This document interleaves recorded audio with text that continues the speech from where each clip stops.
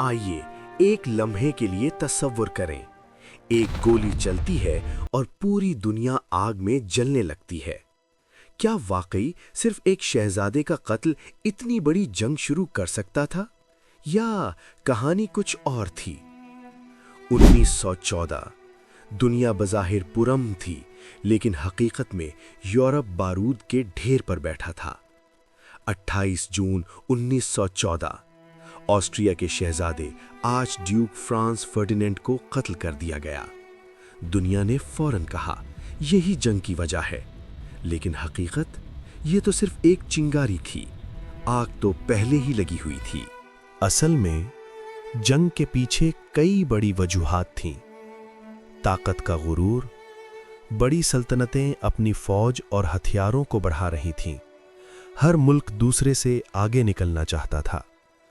Balkan का खित्ता, ये इलाका बरसों से कशीदगी का शिकार था, गोया एक सुलगता हुआ आतिशफिशां। इत्तेहादों का जाल, दुनिया दो हिस्सों में बंट गई। एलाइड पावर्स, बर्तानिया, फ्रांस, रूस, सेंट्रल पावर्स, जर्मनी, ऑस्ट्रिया। अब अगर एक मुल्क लड़ता तो सब कूद पड़ते। लोगों को बताया गया कि जंग एक अजीम कारनामा है, हालांकि हकीकत इसके बिल्कुल बरक्स थी। जब जंग शुरू हुई तो हकीकत ने सबको हिला कर रख दिया।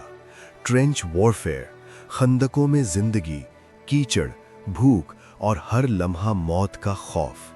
गोलियां मुसलसल, तोपें बगैर रुके, और फिर एक नई हौलनाक चीज, chemical weapons in world war 1, जहरीली गैस जो इंसानों को अंदर से जला देती थी। सांस लेना भी मुश्किल हो जाता था। चेहरे हमेशा के लिए बदल जाते थे। सोचने की बात है, जो सिपाही एक दूसरे को मार रहे थे वो सब आम इंसान थे। किसी की कोई जाती दुश्मनी नहीं थी, फिर भी वो एक दूसरे को कत्ल कर रहे थे। क्यों? ऐसा नहीं था कि सब इस जंग के हामी थे। सोशलिस्ट इंटेलेक्चुअल्स, दानिश्वर, शायर और इंसान दोस्त लोग इस खूनरेजी के खिलाफ खड़े थे, लेकिन उनकी आवाजें तोपों की गरज में दब गईं। फिर कुछ ऐसा हुआ जो नाकाबिले यकीन था। 1914 की क्रिसमस ट्रूस। लड़ने वाले दुश्मन सिपाही खंदकों से बाहर आए।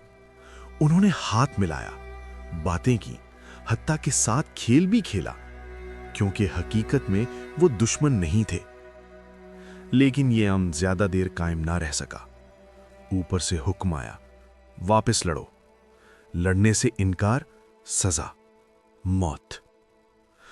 अंजाम 4 साल बाद 11 नवंबर 1918, आर्मिस्टिस ऑफ 11 नवंबर 1918, जंग खत्म हो गई। लेकिन इसकी कीमत लाखों नहीं, करोड़ों जाने।